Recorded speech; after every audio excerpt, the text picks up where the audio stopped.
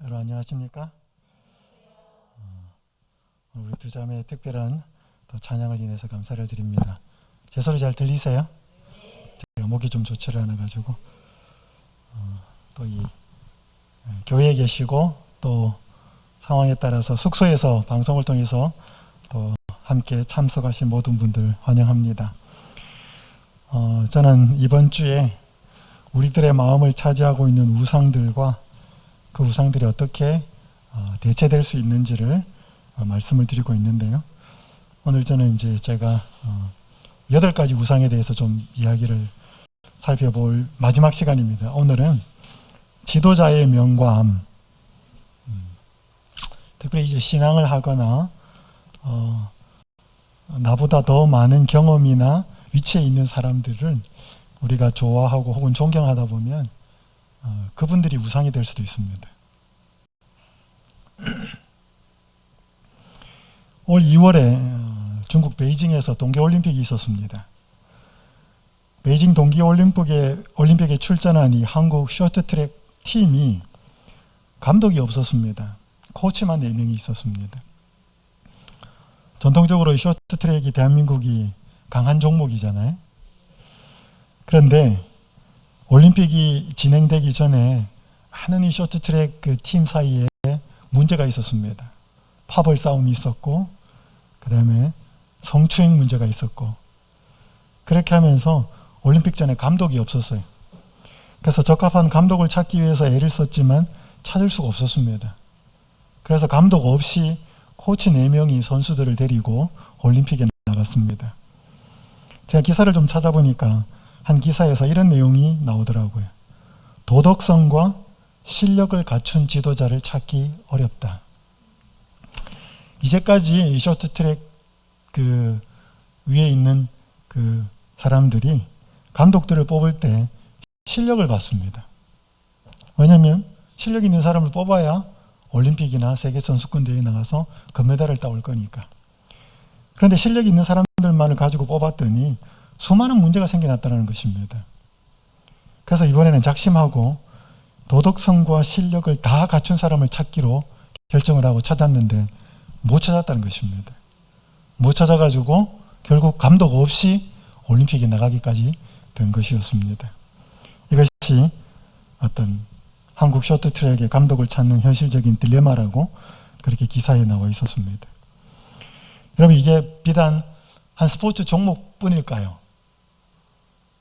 오늘 우리는 많은 지도자들을 바라보며 지도자 한 사람이 올바로 세워졌을 때와 지도자 한 사람이 잘못 세워졌을 때에는 그 파급 효과는 엄청나게 큽니다. 교회도 마찬가지죠. 여러분 한 번쯤 이름을 들어보셨을 빌 하이벨스 목사님, 윌로우 크릭 커뮤니티 처치라고 하는 이 교회는 미국 일리노이주의 사우스 베링턴에 세워진 교회였는데 출석교인이 26,000명. 이 교회의 특별한 어떤 그 예배 형태가 구도자 중심. 그러니까 신앙을 하지 않고 하나님을 믿지 않는 사람들에게 낯설지 않도록 그렇게 예배 형태를 바꾸면서 한때 한국 교회가 이 교회를 따라가기 위해서 많이 모방을 했어요. 그 사람은 대단히 한국에 와서 강연도 많이 하고 세미나도 하고 그래서 한국 사람들한테는 대단히 유명한 목사님이에요. 근데 이분이 2018년 성추문으로 사임을 합니다. 미국의 특별히 대형 교회를 담임하는 유명한 목사들이 스캔들로 인해서 실족하고 넘어질 때마다 약 한 100만 명의 신자들이 떨어져 나간다는 통계가 있습니다. 정확한 데이터는 아니지만 한 사람의 지도자를 보고 살다가 믿음 생활하다 그 사람이 딱 무너지니까 뭐예요? 많은 신자들이 실망하고 같이 실족하여서 떨어져 나간다는 것입니다. 과연 그런 지도자의 책임은 더할 나위 없이 중요합니다. 그런데 그런 지도자가 무너졌다고 해서 신자들도 같이 무너진다면 그 사람의 중심은 누구냐는 것이지요. 자, 오늘 저는 지도자의 밝은 면, 어두운 면, 우리가 다 볼 수 있고 연약한 지도자를 위해서 기도해야 되고 뭔가 우리가 주목해야 되고 주목하지 말아야 되며 진정으로 주목해야 될 대상이 누구인지 살펴보도록 하겠습니다. 사도행전 3장에 있는 말씀을 좀 보도록 하겠습니다. 1절부터 제가 16절까지 읽겠습니다. 제9시 기도 시간에 베드로와 요한이 성전에 올라갈 새 나면서 못 걷게 된 이를 사람들이 메고 오니 이는 성전에 들어가는 사람들에게 구걸하기 위하여 날마다 미문이라는 성전 문에 두는 자라. 그가 베드로와 요한이 성전에 들어가려 함을 보고 구걸하거늘 베드로가 요한과 더불어 주목하여 이르되 우리를 보라 하니 그가 그들에게서 무엇을 얻을까 하여 바라보거늘 베드로가 이르되 은과 금은 내게 없거니와 내게 있는 이것을 내게 주노니 나사렛 예수 그리스도의 이름으로 일어나 걸으라 하고 오른손을 잡아 일으키니 발과 발목이 곧 힘을 얻고 뛰어서서 걸으며 그들과 함께 성전으로 들어가면서 걷기도 하고 뛰기도 하며 하나님을 찬송하니 모든 백성이 그 걷는 것과 하나님을 찬송함을 보고 그가 본래 성전 미문에 앉아 구걸하던 사람인 줄 알고 그에게 일어난 일로 인하여 심히 놀랍게 여기며 놀라니라. 뒷부분은 조금 뒤에 읽겠습니다. 이 부분 먼저 설명을 드리고 오순절에 기도하던 다락방과 예수님의 제자들에게 성령이 내립니다. 그 오순절이 얼마 지나지 않은 어느 날 베드로와 요한이 기도하러 성전에 올라갑니다. 시간은 9시 기도 시간, 현대 시간으로는 오후 3시였습니다. 그때 한 안전뱅이가 성전 미문 앞에서 구걸하는 것을 보게 됩니다. 이 사람은 다음 장인 사도행전 4장 20절에 22절에 보면 나이가 약 40이 넘은 사람이라고 기록이 되어 있습니다. 나면서부터 안전뱅이였다. 이 사람은 멀리 살았습니다. 그런데 예수님에 대한 소식을 들어요. 그 예수님에게 가서 내 이 안전뱅이 병이 나을 수 있다, 치료받을 수 있다는 그 마음을 가지고 다른 사람의 도움을 받아서 예루살렘으로 옵니다. 그런데 예수님이 이미 십자가에 달려 돌아가셨고 부활하시고 승천하신 후였습니다. 이 사람은 희망이 사라진 거죠. 그 사람이 불쌍해서 날마다 성전 미문 앞에 데려다 놓고 데려다 주면서 구걸이라도 해서 먹고 살아라. 그렇게 그 자리에 날마다 사람들의 도움을 받아서 오게 되었습니다. 그때 베드로와 요한이 이제 기도하러 갈 때 이 사람들하고 눈이 마주칩니다. 구걸을 하죠. 베드로가 말합니다. 우리를 보라. 우리를 보라. 뭔가 한 푼 줄까? 쳐다보는데 은과 금은 내게 없지만 여러분 이 본문은 잘 압니다. 내게 있는 것 나사렛 예수 그리스도의 이름으로 일어나 걸으라. 엄청난 사건이 벌어지죠. 이 사람도 놀라고 주변에 있는 사람들도 놀라고 기도 시간이었기 때문에 특별히 경건한 사람들이 기도하러 많이 모인 시간이었기 때문에 많은 사람들이 알게 됩니다. 다음 구절은 이렇게 이야기합니다. 사도행전 3장 11절부터 나은 사람이 베드로와 요한을 붙잡으니 모든 백성이 크게 놀라며 달려나아가 솔로몬의 행각이라 불리우는 행각에 모이거늘 베드로가 이것을 보고 백성에게 말하되 이스라엘 사람들아 이 일을 왜 놀랍게 여기느냐 우리 개인의 권능과 경건으로 이 사람을 걷게 한 것처럼 왜 우리를 주목하느냐. 처음에 뭐 했어요? 베드로와 요한이 우리를 보라 그랬어요. 기적이 일어나고 많은 사람들이 베드로와 요한을 주목하고 그들을 찬사를 하고 하니까 베드로와 요한 입에서 나온 말은 왜 우리를 주목하느냐. 다른 말로 표현하면 우리를 보지 말라는 말이었습니다. 아브라함과 이삭과 야곱의 하나님 곧 우리 조상의 하나님이 그의 종 예수를 영화롭게 하셨느니라. 너희가 그를 넘겨주고 빌라도가 놓아주기로 결의한 것을 너희가 그 앞에서 거부하였으니 그 이름을 믿음으로 그 이름이 너희가 보고 아는 이 사람을 성하게 하였나니 예수로 말미암아 난 믿음이 너희 모든 사람 앞에서 이같이 완전히 낫게 하였느니라. 우리가 고친 게 아니고 너희가 십자가에 못 박아 죽인 그 예수가 이 사람을 고친 것이다. 그러니 우리를 보면 안 된다. 자, 첫 번째, 뭔가 우리는 능력 있는 지도자가 있어야 합니다. 특별히 예수님의 이름으로, 예수님의 품성으로 뭔가 다른 모습을, 다른 삶을 사는 지도자가 있어야 합니다. 여러분 여기 보은 다니엘 빌리지, 솔직히 저는 여기 오기까지 여기가 뭐 하는 곳인지 몰랐습니다. 어떻게 오시니까 좋아요? 혹시 여기에 몰랐는데 누가 어떤 사람이 야 거기 한번 가봐라, 아니면 같이 가면서 가보자, 그런 분 계셨죠? 그래서 오셨죠? 여러분 여기 아무것도 좋은 게 없는데 가보자, 그런 사람 있을까요? 만약에 아무것도 볼거리도 없고 특별한 축복도 없고 특별히 좋은 것도 없으면 뭐예요? 왔다 가도 가버리지. 영화를 하나 만들어 놨는데 그 영화가 볼 게 도대체 없다. 얼마나 실망이에요. 책을 하나 썼는데 그 책에 도저히 읽을 게 없다. 교회를 만들어 놓고 뭐예요? 바깥에 나가서 사람들에게 우리 교회 한번 와봐라, 우리 목사님 한번 봐봐라, 그렇게 뭔가 보여주고 특별한 게 있어야 사람들을 초청할 거 아니에요. 여러분, 오늘 우리는 무엇인가 사람들에게 보여줄 게 있어야 합니다. 주목시킬 필요가 있어요. 이 베드로와 요한이 우리를 봐라, 돈은 없는데 우리는 나사렛 예수 그리스도의 이름으로 뭔가를 할 수 있는 능력이 있다. 우리를 봐라. 여러분 계속 지금 시대 소망을 읽고 계시죠? 이 시대 소망을 쓰면서 시대의 소망이 쓰여진 서문을 이렇게 기록합니다. 예수께서 자기의 선하신 성품의 매력으로서 당신의 제자들을 자신에게로 이끄시고 개인적인 임재와 그들의 모든 연약함과 필요에 대한 인정 있는 접촉과 동정, 그리고 계속적인 교제를 통하여 세속적인 것을 신성한 것으로, 이기심을 희생정신으로, 편협한 무지와 편견을 넓은 이해와 모든 나라와 인종에 속한 사람들에 대한 심오한 사랑으로 그들의 품성을 변화시켜 주셨다. 이처럼 이 책을 읽는 독자들로 하여금 예수께 나와 얼굴을 맞대고 흉검을 틀어놓고 그분을 통해 하나님께 나오는 모든 사람을 온전히 구원하시고 당신 자신의 신령한 형상으로 변화시켜 주시는 능하신 분이시요 복스러운 구주를 발견하도록 도와주는 것이 바로 이 책의 목적이다. 그렇게 돼 있어요. 여러분 예수님 매력 있어요? 근데 원뜻 보면 잘 안 보여요.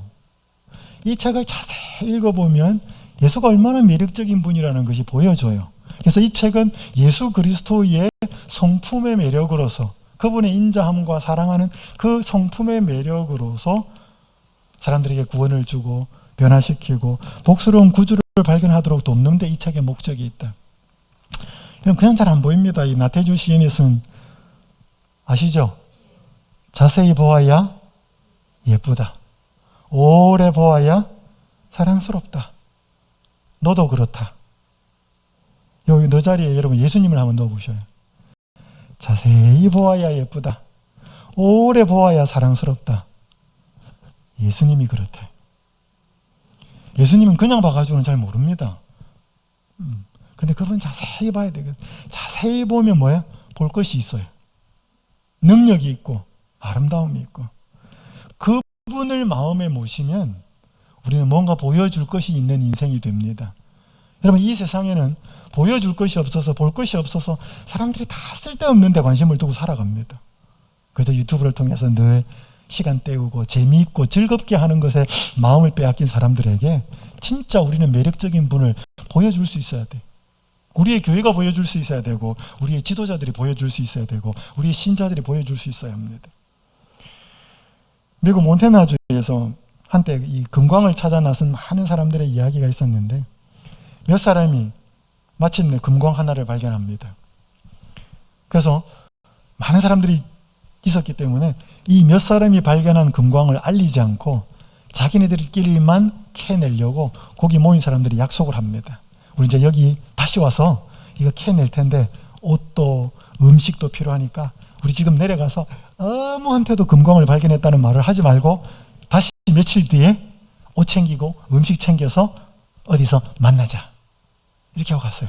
절대로 우리는 금을 발견한 것은 비밀로 하자. 철석같이 약속을 했습니다. 그리고 그날 그 장소에 갔어요. 100명이 넘는 사람이 거기 모인 거예요. 그러니까 몇 사람이 발견하고 갔던 사람들이 막 화가 납니다. 누가 배신자야? 누가 말했어? 다 추궁을 하는데 아무도 말을 안 했대. 그래서 그 사람도 당신 여기 왜 왔냐고. 당신 갈리는 데 간다고, 가고 싶다고 우리도 알고 온 거예요. 아무도 말을 안 했는데. 그래서 그 중에 한 사람이 나이 많은 사람에게 묻습니다. 당신은 어떻게 여기에 왔냐고 알고서. 그때 이분의 말이 그거예요. 당신들의 얼굴을 보고 알았지요. 이게 뭐예요? 금광을 발견하기 전하고 금광을 발견한 후에 말은 안 하는데 진짜 금광이라고 하는 보물을 발견하고 나니까요. 얼굴이 그게 뭐예요? 표현이 안 될 수가 없다니까 뭐 콧노래가 나오고 뭐예요? 신바람이 나고 뭘 준비하는데 저 사람이 도대체 왜 저런가? 저 사람이 이때까지 뭐 하고 다녔는데 금광 찾으러 다니는 사람인데 저 사람 뭔가 있다 이 말이지. 그렇게 하고 온 거예요. 아무도 말 안 했는데. 그러니까 여러분 진짜 우리 속에 뭐가 있는지 뭐가 있는 것이 바깥으로 나오게 돼 있어요. 진짜 예수님이 내 마음속에 보배면 그 예수님으로부터 주시는 축복과 은혜의 삶이 우리의 얼굴에도 우리의 손에도 나오게 돼 있습니다. 여러분 한번 이삭 한번 보십시오. 이 성경이 창세기 26장에 보면 이삭이 재산이 증가하고 막 그렇게 하니까 블레셋 사람들하고 자꾸 싸워요. 다퉈요. 아비멜렉이라고 하는 이런 바로는 이집트의 그 왕에 대한 대표 명사고 아비멜렉은 특별히 누구를 가리킨다기보다는 블레셋 왕을 통상적으로 가리키는 명칭이었습니다. 그러니까 우물을 파놓으니까 뭐예요?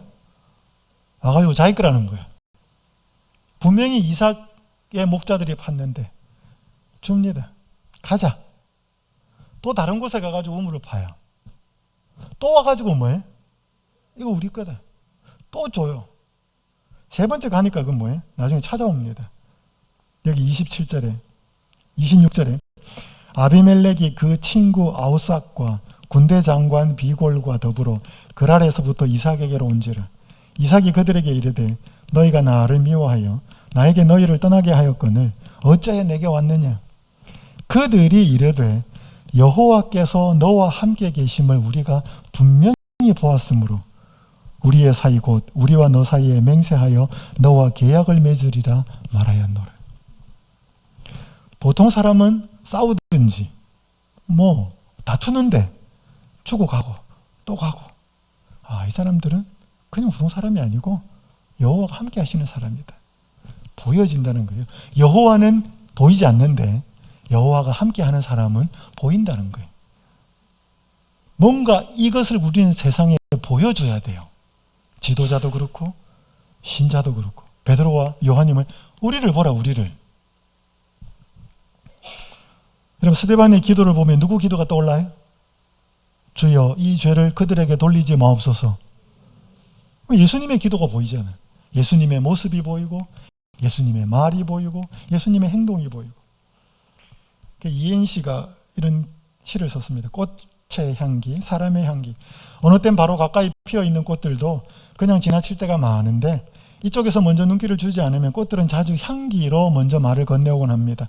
좋은 냄새든 역겨운 냄새든 사람들도 그 인품만큼의 향기를 풍깁니다. 꽃은 뭐예요?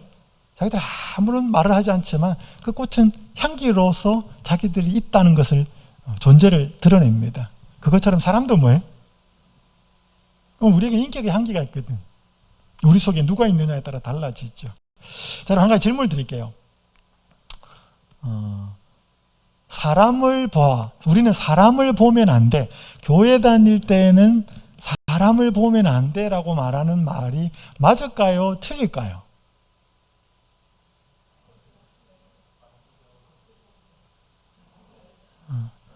여러분 사람한테 실망해 본 적 많죠? 그래서 그러면서 누구 때문에 힘들어하고 누구 때문에 실망하면 사람들이 이제 조언을 해줍니다. 야, 교회는 하나님 보고 다니는 거지 사람 보고 다니는 거 아니야. 그런 말 들어보셨죠? 그런 말도 해보셨죠? 그런데 하나님 보여요? 하나님 보고 다니라 그러면서 하나님이 보이지를 않는데 여기 김형국이라고 하는 개신교회 목사님이 쓴 교회 안의 거짓말 12가지를 설명하는데 재밌습니다.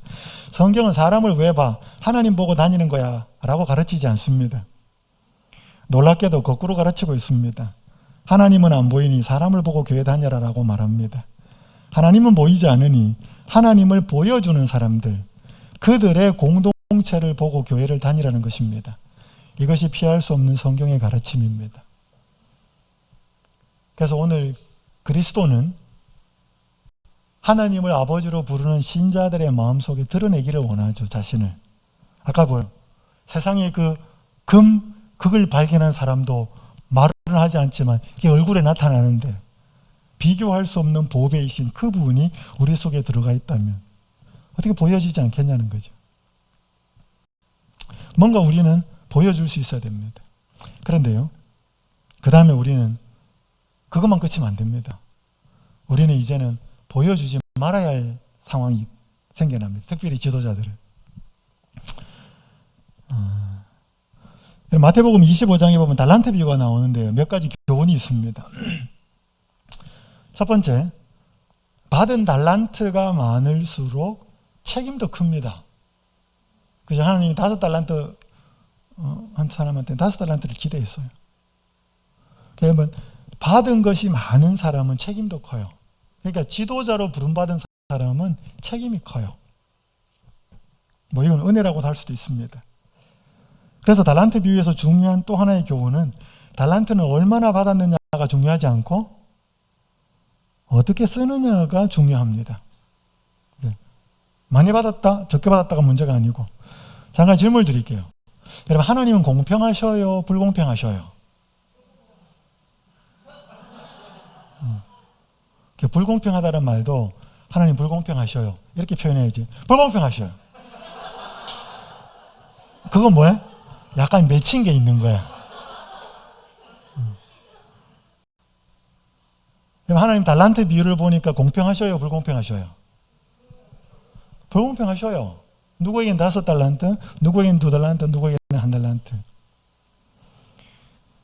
제가 아들이 둘인데 어릴 때 키우다가 세배하거나 설이나 이렇게 하거나 혹은 용돈을 주면 큰애하고 둘째하고 5살 터울인데 용돈을 따로 줬어요. 큰애는 좀 더 주고 둘째는 적게 주고.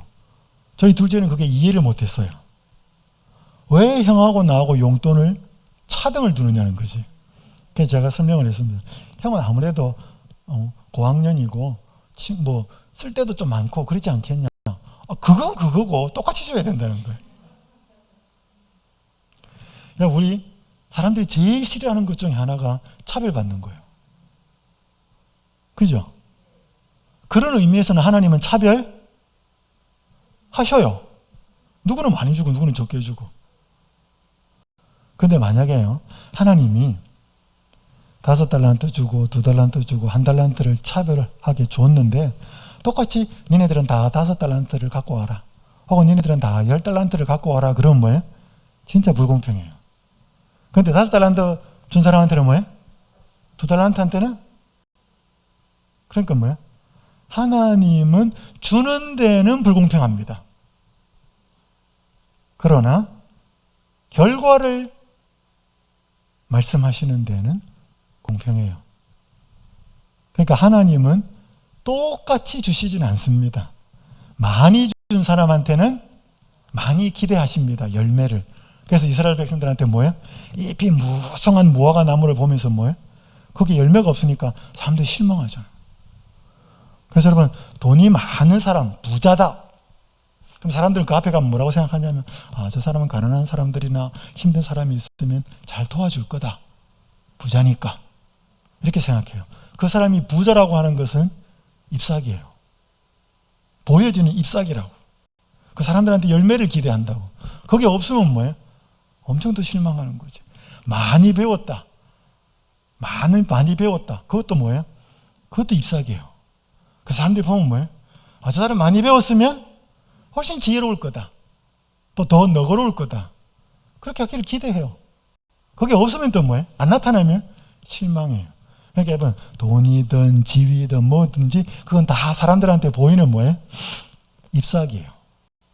근데 잎사귀는 많은데 정작 화려해 보이는데 뭐는 없으면, 열매가 없으면 뭐예요? 그 이스라엘 백성들 무화과 나무에 잎만 무성하고 열매가 없는 거랑 똑같은 거예요. 그러니까 하나님은 우리한테 똑같이 안 주십니다. 그러니까 누구한테는 많이 주고 누구한테는 적게 줘요. 그러니까 많이 안 받았다고 실망하지는 마셔요. 내가 받은 만큼만 결과를 만들어내면 돼요. 왜 나는 저 사람만큼 안 받았을까? 실망할 이유가 없어. 나는 요거밖에 못 받았나? 여기에 대해서 최선을 다하면 돼. 그러면 착하고 충성된 종아. 그렇게 말씀하시는 거예요. 자, 세 번째. 5달란트, 2달란트, 1달란트 받은 사람 중에 누가 묻어놨어요? 1달란트 받은 사람이 묻어놓은 거예요. 이게 뭘 의미하는가 하면 적은 달란트를 받은 사람은 그것이 보잘것없다고 생각해서 묻어둘 가능성이 높다는 것입니다. 그러면 어떤 사람한테요, 너 어디에 회장해라, 높은 자리에 장해라 그러면 신나게 막 목숨 걸고 온 정열을 다해서 할 겁니다. 근데 이름 없는 저 뭐에 아무도 주목받지 않는 그 일을 하라 그러면 별로 하고 싶은 마음이 안 생겨요. 작은 일은 사람들이 열심을 안 내요. 그러니까 뭐야? 나는 이거 안 해도 될 거야. 모를 거야. 묻어둘 가능성이 많다는 거예요. 근데 여러분 성경 자세히 읽어보셔요. 이 사람들이 받은 달란트가 재질이 뭐예요? 무슨 달란트를 5, 2, 하나를 받았다 그래요? 성경을 읽어보면 금이에요. 그럼 나가서 마태복음 25장을 다시 한번 읽어보셔요. 금 5달란트, 금 2달란트, 금 1달란트 이래요. 1달란트는 약간 차이가 있지만 어떤 도량형에서는 30kg, 어떤 데서는 32kg, 어떤 데서는 34kg 그래요. 여러분 금 30kg 얼마예요? 1달란트가 금 30kg라니까. 제가 저번에 얘기했잖아요. 국제 금 시가 8,500만 원, 8천만 원만 치십시다. 그러면 금 1달란트는 얼마의 돈이?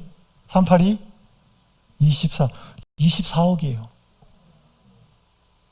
누구에게 어떤 사람이 떠나면서 사업 자금으로 미천으로 24억을 주고 떠났으면 많이 준 거예요? 적게 준 거예요? 적게 준 게 아니었습니다. 그냥 다른 사람하고 비교해 보니까 뭐예요? 난 적게 받은 것 같아. 그래서 나는 적게 받았으니까 일 안 해도 되겠지. 묻어둔 거예요. 적게 받은 사람이 일 안 할 가능성이 아주 많기 때문에 그걸 보여주는 거예요. 어쨌든 간에 하나님께서는 지도자로 부르고 세우신 사람한테 많이 줍니다. 그 사람한테는 뭐예요? 책임도 커요. 여러분, 근데 이 책임이 큰 지도자들이 많이 우리가 보기에는 다른 약점들과 아픔들이 있습니다.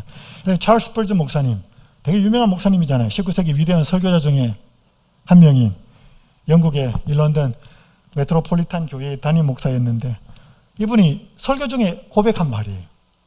저는 우울증을 겪고 있습니다.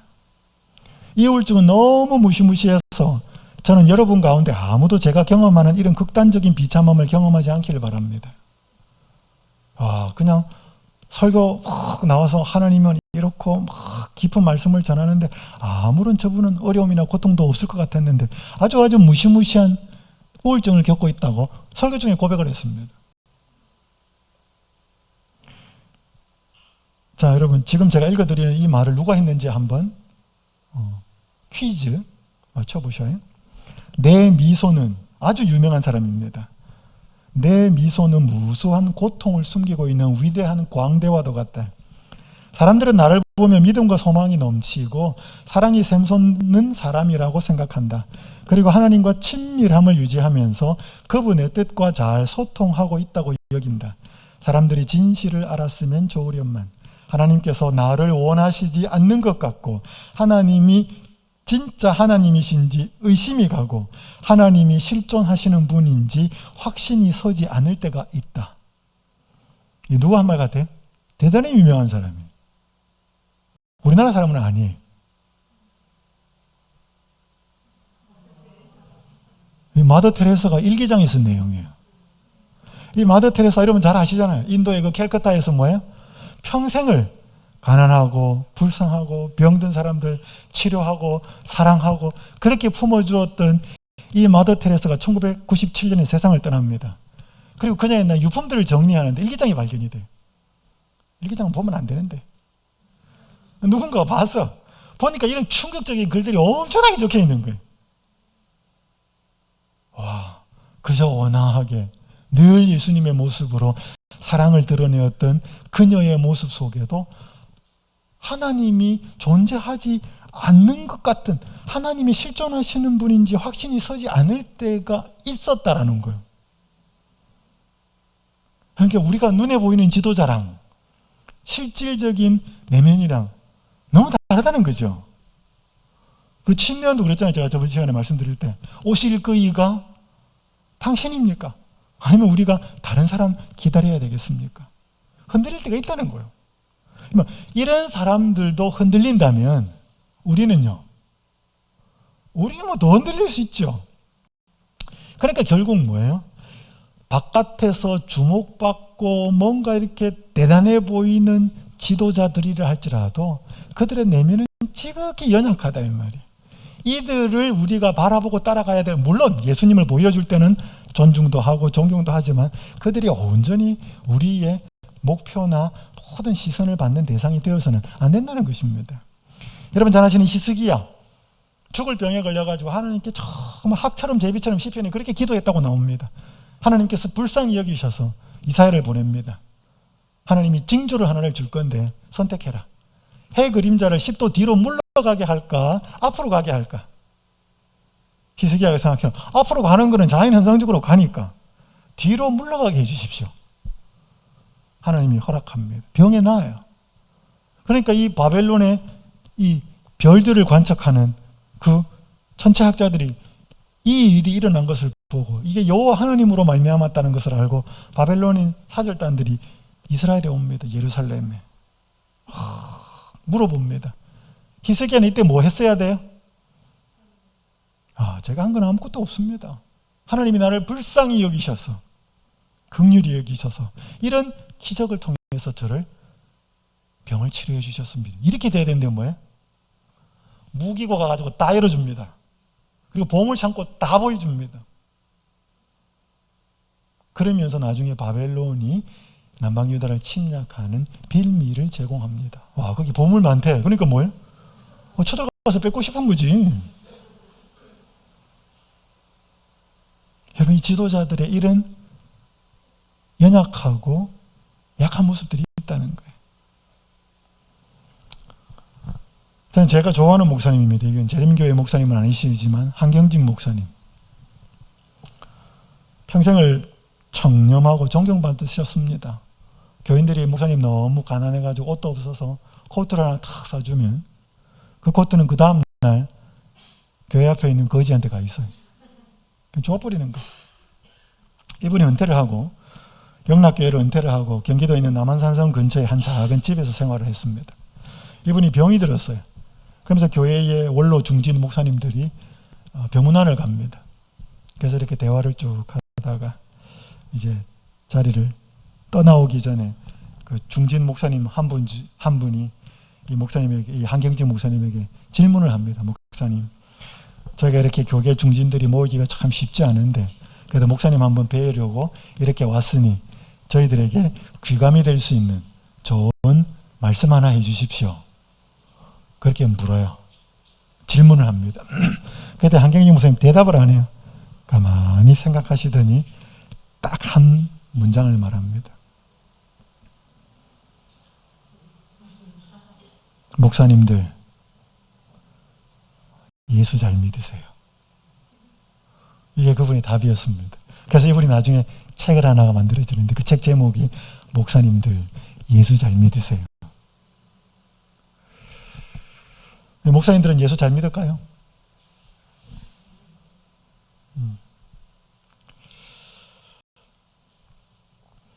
여기 선지자왕 188쪽 이런 말씀이 있습니다. 하나님의 계명과 사람의 계명 사이에 투쟁이 있을 것이다. 차츰차츰 세상의 요구에 굴복하고 세상의 습관에 동화하는 사람들은 조롱과 모욕과 투옥의 위협과 죽음을 당하기보다는 오히려 그 세력에 복종할 것이다. 그때에는 금이 찌꺼기에서 분리될 것이다. 참 경건은 거칠에만의 경건과 분명히 구별될 것이다. 그 찬란함 때문에 우리들이 감탄해왔던 많은 별이 그때의 어둠 속으로 사라질 것이다.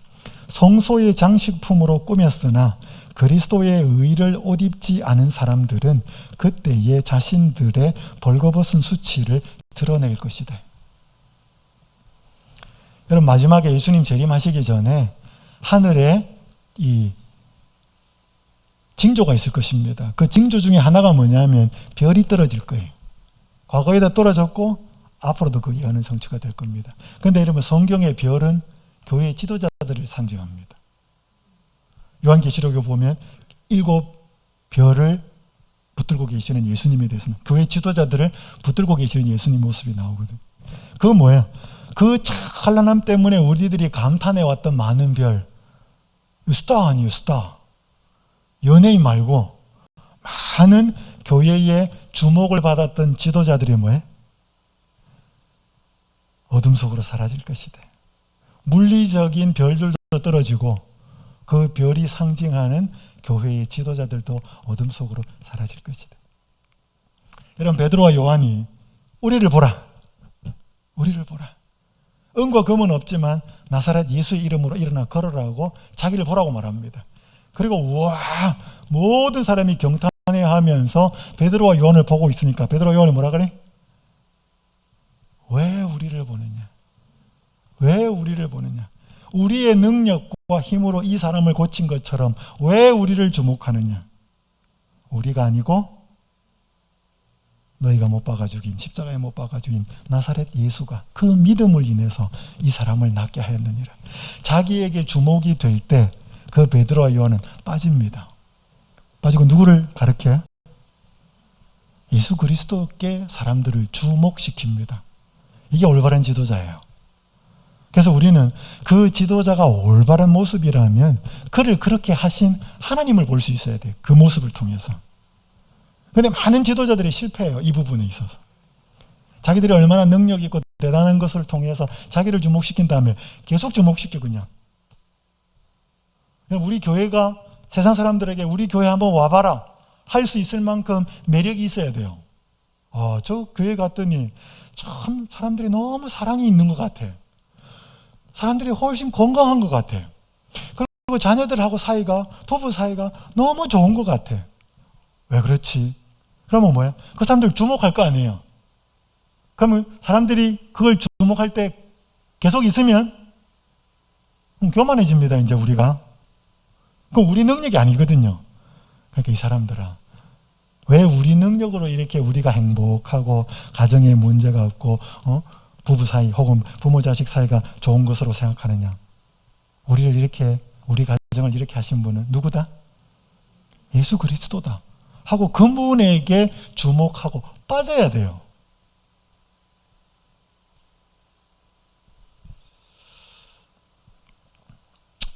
자, 이제 제가 교회 지도자로 인해서 분쟁이 있었던 고린도 교회를 조금 하면서 마무리하겠습니다. 바울이 고린도 교회에서 한 소식을 듣습니다. 글로의 지편으로 너희에 대한 말이 내게 들리는데 너희 가운데 분쟁이 있다.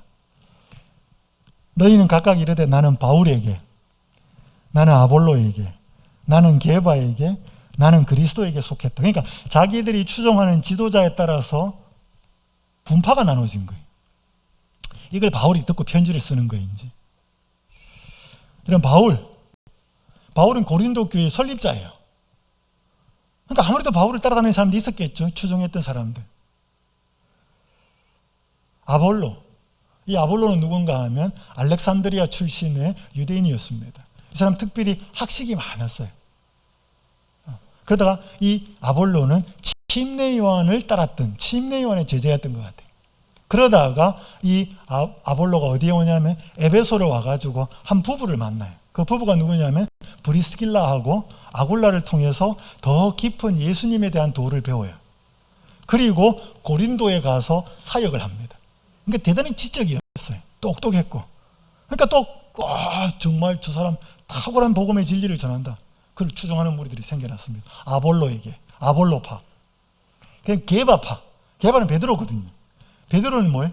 12사도 중에서 거의 뭐 수석 사도였습니다. 그를 따르고. 어떤 사람은 그리스도에게, 그리스도면 좋은 거 아닌가? 예, 그게 아니고, 우리는 인간이 아니고, 그게 아니고, 우리는 그리스도로부터 직접 계시를 받는다라고 하는 사람들이 있었습니다. 어떻게 보면 이건 조금 이상한 사람들이죠. 그러니까 그런 분파들이 많았습니다. 지도자 때문에 분쟁이 생긴 것입니다. 우린 이 사람 좋다? 우린 이 사람 좋다? 우린 이 사람 좋다. 혹시 여러분들 그런 분 계시죠? 나는 뭐 정 목사님 설교는 괜찮은데 정 목사님 설교는 별로야. 여기 보면 고린도전서 3장 3절에 보면 너희는 아직도 육신에 속한 자라다. 너희 가운데 시기와 분쟁이 있으니 어찌 육신에 속하여 사람을 따라 행함이 아니리요. 오늘 우리가 누구를 더 인간적으로 높여서 시기하고 분쟁이 생기면 그거 전부 다 육으로 한다는 것입니다. 성령이 충만한 게 아니고 성령의 반대가 육이거든요. 오늘 우리는 누구를 더 높이고 누구를 무시하고 그래서 서로가 시기하고 분쟁하면 그건 반드시 육의 모습이라고 성경은 말씀합니다. 바울이 이제 그 편지를 쓰면서 그들에게 답을 합니다. 우리는 사역자일 뿐이다. 그런즉 아볼로는 무엇이며 바울은 무엇이냐? 그들은 주께서 각각 주신 대로 너희로 하여금 믿게 한 사역자들이다. 다른 말로 말하면 뭐예요? 일꾼들이다 이 말이에요. 나는 뭐 했고 심었고 아볼로는 뭐 했고 물을 주었고 역할이 다를 뿐이고 먼저 한 존재고 뒤에 한 존재지 여기에 누구를 더하고 덜하고 아니다는 거예요. 오직 하나님께서 뭐하게 하신다? 자라게 하신다. 심고 물 줘봐야 하나님이 자라게 하지 않으면 아무 소용없다는 것입니다. 그런즉 심는 이나 물 주는 이는 아무것도 아니로되 오직 자라게 하시는 이는 하나님뿐이니라. 심는 이와 물 주는 이는 한 가지이나 각각 자기가 일한 대로 자기의 상을 받으리라. 우리는 하나님의 동력자들이요, 동력자들, 사역자들 같은 말입니다. 너희는 하나님의 밭이요 하나님의 집이니라. 내게 주신 하나님의 은혜를 따라 내가 지혜로운 건축자와 같이 터를 닦아두매 다른 이가 그 위에 세우나 그러나 각각 어떻게 그 위에 세울까를 조심할지니라. 이 닦아둔 것 외에 능히 다른 터를 닦아둘 자가 없으니 이 터는 곧 예수 그리스도라. 그러니까 바울은 이 사역자들 사이에 누구를 더 추종하고 누구를 덜 하고 해서 생긴 고린도 교회의 문제에다가 편지를 쓰면서 뭐라고 하는가 하면 우리는 다 사역자들이에요. 하나님의 동역자들이고 두 가지 비유를 합니다. 하나는 뭐예요? 너희는 하나님의 밭이다. 그래서 밭에서 나는 먼저 심었고 아볼로는 물 줬고 다른 사람은 뭐 했고 또 하나는 뭐예요? 건축에다 비유하는 거예요. 터는 예수 그리스도인데 나는 거기다가 뭐예요? 터를 닦아둔 사람이다. 기초공사 내가 했다. 그리고 다른 사람 뒤에 와갖고는 거기다가 뭐예요? 집 지어 올렸다 이 말이에요. 그래서 다 우리는 맡은 역할이 다를 뿐이고 시기가 다르고 뭐 달란트도 다르고 그래서 그거 한 거지 누가 더 낫다 누가 덜 그러면 안 된다 이렇게 말하고 있는 것입니다. 무슨 말인지 이해되죠? 제가 일하고 있는 재림연수원입니다. 이거 몇 년 전인지 모르지만 고구마 수확할 때였습니다. 그러면 연수생들이 봄에 오면 씨 뿌리고 파종해요. 여름에 오면 풀 뽑아요. 잡초. 가을에 오면 수확해요. 사람들이 어느 거 제일 하고 싶어 할까요? 그죠. 뭐 심었든지 안 심었든지 추수할 때 제일 행복해요. 뭐 옥수수 막 하고 뭐예요? 감자 캐고 고구마 다 수확하고 싶지. 근데 어쨌든 간에 봄에 온 사람은 뿌려요. 심어요. 그리고 여름에 온 사람들은 하기 싫지만 뭐예요? 땡빛 때 햇빛 때 진짜 풀 없으면 농사 짓기 쉬울 거야. 저는 진짜 이 농사 지으면서요. 왜 예수님이 우리의 마음밭을 땅에다가 비유를 했는지 저는 정말로 탁월한 진리라고 생각해요. 우리의 마음은요. 잠시만 이 땅은 오늘 뽑았어. 풀 다 김을 맺는데 내일 가보면 뭐예요? 비 한 번 오고 나면 뭐예요? 우와 그 풀이 또 어디서 나왔는지. 그리고 우리 마음이 그래요. 오늘 깨끗한 것 같죠?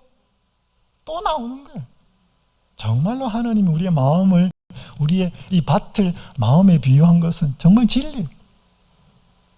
그래서 여러분, 이 연수원에 온 사람들 시기에 따라 역할이 다 다르게 한 것처럼 하나님의 교회를 섬기는 사람들 어떻게 한 명만 하겠냐는 거지.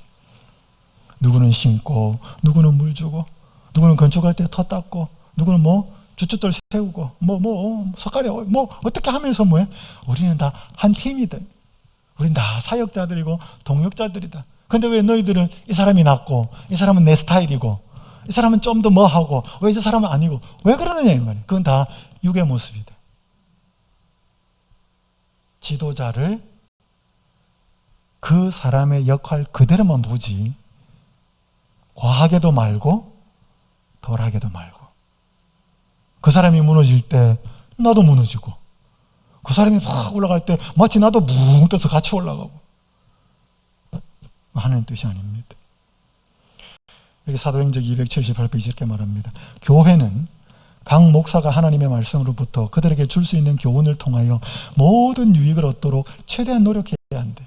하나님의 종들이 전해주는 진리들을 겸손해서 우러나오는 온유한 마음으로 받아들여 감사하되 어떠한 목사도 우상화되어서는 안 된다.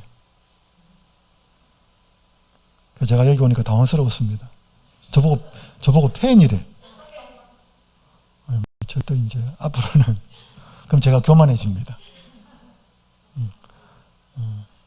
그러니까 우리는 어떤 사람에게, 그러니까 어떤 사람이 내한테 맞을 수 있고, 그죠? 잠시 그 사람으로 인해서 내가 예수님을 더 발견하거나 유익을 얻을 수 있어요. 잠시 그 사람을 주목할 수 있어요. 그리고 뭐예요? 그 사람이 그렇게 되게 만든 아름다운 모습이 있었다 하면 그건 예수 그리스도의 은혜고, 예수 그리스도가 그 사람을 사용했기 때문이고, 그 너머의 그리스도를 볼 수 있어야 한다는 거예요. 그 사람이 실수했다, 실족했다. 저 사람은 예수 그리스도를 못 붙들었구나. 예수 그리스도와 연결되지 않고 순간 놓쳐버렸구나. 나도 예수 그리스도를 놓치면 저렇게 될 수 있겠구나. 그렇게 봐야지. 그 사람 무너지면 같이 무너지고, 그 사람 잘하면. 제가 여기 하나 글을 읽어드리겠습니다. 이 시드니 그레다누스라고 하는 이 신학자는 이렇게 말합니다. 우리가 성경에서 만나는 사람들이 거기에 포함된 것은 그들이 아주 경건했거나 사악했기 때문이 아니다. 그들이 우리에게 썩 좋은 모범이거나 피할 모범이기 때문도 아니다. 오히려 그들이 성경에 등장하는 이유는 그들이 구속의 역사에서 특별한 임무, 특별한 사역을 갖고 있기 때문이다. 그러니까 여러분, 우리 성경의 인물들을 볼 때 제일 쉽게 빠지는 유혹이 뭐냐면 저 사람처럼 살아야 되겠다, 저 사람처럼 살면 안 되겠다. 우리 이렇게 봐요. 도덕적으로 보는 거죠. 그런 면이 있어요. 우리가 모본으로서 본받아야 된다, 있는데 그게 1차적 목적이 아니라는 거예요. 하나님이 도대체 이 사람을 여기 왜 세우셔서 무슨 일을 하시려고 했는지를 먼저 찾아야 된다는 거예요. 그걸 잘했으면 뭐예요? 그 사람이 하나님과의 관계가 충실했다는 거예요. 신실했다는 거예요. 사울처럼 뭐예요? 완전히 시기심에 사로잡혀가지고 다윗 잡으러 다니면서 자기를 세워둔 그 목적을 간과했을 때는 그가 완전히 미친 사람처럼 살았다, 이 말이에요. 그거는 뭐예요? 하나님과의 관계가 망가졌다는 뜻이지요. 성경의 인물도 그렇게 봐야 되고, 오늘 이 땅에 우리 앞에 세워진 지도자들도 그렇게 봐야 돼요. 하나님이 이 시기에 뭐야? 내가 별로 마음에 안 들지만, 하나님이, 저는 그렇게 생각해요. 저는 투표할 때 그래요. 우리 정치 투표할 때, 정치 얘기는 하면 안 되지만, 저는 최선을 다하고 기도하면서 투표합니다. 하지만 하나님께 이렇게 기도해요. 하나님, 제가 이 두 사람을 투표하지만, 이 사람이 될 수도 있고 안 될 수도 있습니다. 그러나 제가 만약에 투표한 사람이 안 된다 할지라도, 여기는 하나님이 더 큰 섭리가, 인도하심이 있을 줄알고 믿습니다. 그러고 전 투표해요. 여기 정채봉씨가 쓴 옷걸이라고 하는 글이 있습니다. 되게 재밌습니다. 세탁소에 갓 들어오는 새 옷걸이한테 헌 옷걸이가 한마디 하였다. 너는 옷걸이라는 사실을 한시도 잊지 말길 바란다. 왜 옷걸이라는 것을 그렇게 강조하시는지요?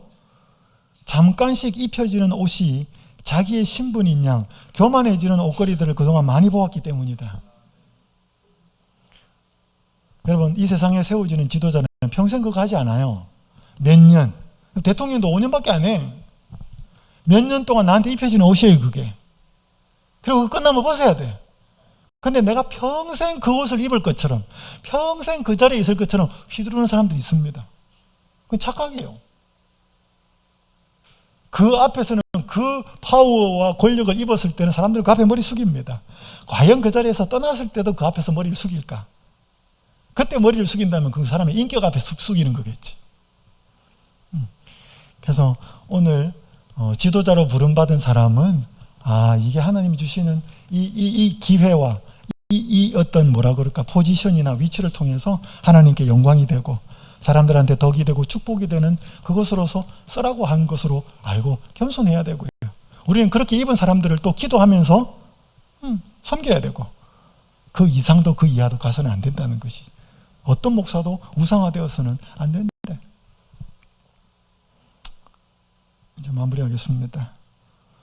복음개혁자들을 당신의 사신으로 내어보내시는 하나님께서는 청중들 가운데 어떤 마음에 드는 목사에게 매우 강한 애착심을 나타내므로 다른 교사의 수고를 받아들이고자 하지 않을 때에 모욕을 당하신대. 그러니까 저 목사님 내 스타일이야. 그리고 이렇게 좋아. 그쪽으로 가고 다른 분의 기별을 듣지 않거나 할 때는 뭐예요? 하나님이 모욕을 당한다는 거예요. 왜? 하나님은 각각 다 맡은 역할이 있다는 거예요. 이 사람한테는 이거 맡기고 저 사람한테는 저거 맡기고 이렇게 했는데 뭐예요? 내가 딱 그냥 스크린 해버리는 거예요. 주께서는 당신의 백성에게 도움을 주시되 언제나 그들이 선택하는 대로가 아니라 그들에게 필요되는 것을 주시는데 이는 사람들이 근시안적이어서 무엇이 그들에게 최고로 유익한지를 분별할 수 없는 까닭이다. 여러분, 우리가 잘못된 기도를 드리는 이유가 뭔가 하면 근시안이라서 그래요. 성경에 대표적으로 근시안적인 사람이 누구냐면 롯이에요. 롯은 소돔과 고모라가 보기에는 엄청 좋았다는 거지. 그래서 거기로 옮겨가서 살아요. 만약에 롯이 자기가 소돔과 고모라에 가서 내 아내와 내 자식들이 그렇게 마지막에 비참하게 될 거라면 소돔과 고모라 땅에 가서 살려고 그랬을까요? 길을 쓰고 안 가려고 그러겠지. 삼촌 가시라고. 근데 그거 못 봤거든요. 들어갔다 이 말이에요. 그러니까 우리가 하나님께 이거 해주세요, 저거 해주세요, 이건 안 돼요 라고 하는 건 전부 다 뭐예요? 근시안적이기 때문에 하나님께 그 기도하는 거예요. 근데 하나님은 뭐예요? 다 보니까. 여러분 그거 아셔요? 우리가 원하는 거하고 필요한 건 달라요. 우린 대부분 원하는 게 필요한 거라고 생각해. 아니요. 원하는 거하고 필요한 건 달라요. 우리는 많이 원하는데 실제로 필요 없는 것들이 너무 많아. 하나님은 우리에게 원하는 걸 주는 게 아니고 뭐예요? 필요한 걸 주는 거예요. 그래서 하나님은 때때로 우리 드리는 기도에 똑같이 응답 안 합니다. 왜? 그건 너 원하는 거지만 필요 없어. 내가 보기에. 나는 이거 줄게. 이거 너한테 꼭 필요한 거야. 그래서 그것을 채워주고 그것을 영적으로 인도해 줄 수 있는 지도자를 둔다는 거예요. 근데 누구는 맞고 누구는 안 맞고 그러니까 뭐예요?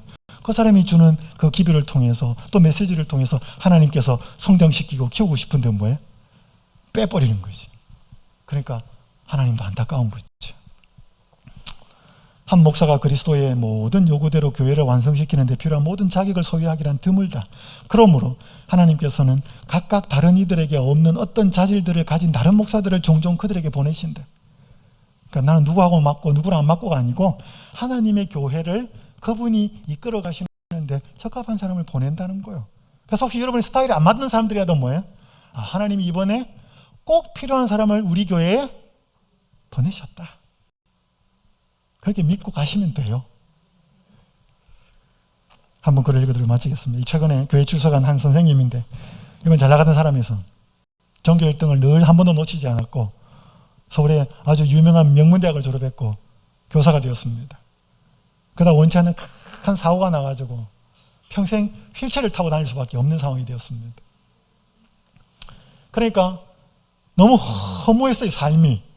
친구들은 다 잘 나가는 것 같아. 자기만 뒤처지는 것 같아. 그 마음이 허전했습니다. 그 허전함 때문에 예수님을 만나게 돼요. 안 그랬으면 예수님 몰랐을 텐데. 그분이 간증한 내용이 이렇습니다. 짧은 내 인생 각성. 나를 주인공 삼아보니 뭐해? 모든 게 못마땅해 보이고 상대를 주인공에 앉혀보니 뭐해? 눈치와 피해의식뿐 남는 게 없고 예수님을 주인으로 모셔보니 모든 게 섭리요, 은혜요, 감사다. 우리가 유일하게 바라보고 가야 될 지도자는 그리스도입니다. 그러니까 그리스도는 사람을 세웁니다. 사람을 세우기 때문에 오늘 우리는 우리의 많은 부분에 있어서 그 그리스도가 마음에 있으면 우리 매력적인 부분이 세상에 드러내야 돼요. 때때로 우리는 우리를 보라 그래야 됩니다. 우리 교회 한번 와봐라. 우리 집에 한번 와봐라. 우리 목사님 한번 보러 와라. 설교도 한번 들어봐라. 할 수 있어야 돼. 그렇게 우리는 최선을 다해서 그리스도를 아는 매력을 우리 세상에 드러내야 돼요. 아무런 매력이 없는데 그거 뭐하러 시간 내서 가겠습니까? 그렇게 주목할 때 계속 그 사람의 주목을 교회나 사람이나 지도자가 끌어서는 안 됩니다. 그렇게 만든 분은 누구다? 사랑의 하나님이시다. 예수님이시다. 그래서 예수님의 이 법칙과 방법을 당신이 받아들인다면 당신의 가정에도, 당신의 몸에도, 당신의 마음에도 이런 특별한 은혜가 임할 것이다. 이분을 보라. 그리고 빠져야 돼요. 혹시 우리가 사람을 아주 너무 생각보다 이렇게 더 높이거나 아니면 사람을 또 너무 완전히 무시해가지고 뭐예요? 하거나 이게 다 잘못된 것입니다. 그 사람의 적절한 위치에 두십시오. 하나님께서 쓰시는 사역자들이다. 도구들이다. 그 이상도 이하도 아닙니다. 그럼에도 불구하고 하나님은 모든 사람들의 다른 부분들을 다 합력하여서 그분의 사업을 이루어 가시는, 합력하여 선을 이루시는 분이 그분이기 때문에 우리의 눈에는 늘 그분이 계셔야 되고 보여야 됩니다.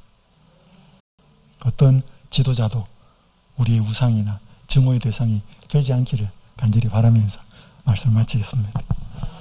기도하겠습니다. 하늘에 계신 아버지 하나님, 오늘 저희들에게 지도자를 주셔서 감사합니다. 어떤 지도자는 하나님의 뜻을 잘 받들지만 어떤 지도자들은 사심이 있고 그러지 못할 때가 있습니다. 그래서 저희가 실망할 때가 있습니다. 하나님 아버지, 그럴지라도 하나님은 살아계시고 하나님은 여전히 그들을 붙들고 계심을 인하여 감사합니다. 오늘 저희가 마땅히 해야 할 생각, 가져야 될 생각, 하나님의 지도자들은 주께서 쓰시는 사역자들이라는 사실을 잊지 말게 하옵시고 오늘 우리 눈에 그들이 중심이 되고 우상이 되지 않도록 축복하여 주시옵소서. 오늘 저희들의 눈에 가장 크신 지도자 예수 그리스도가 언제나 마음속에 새겨지도록 축복하여 주시옵기를 우리 주님 예수님의 이름으로 간절히 기도드립니다.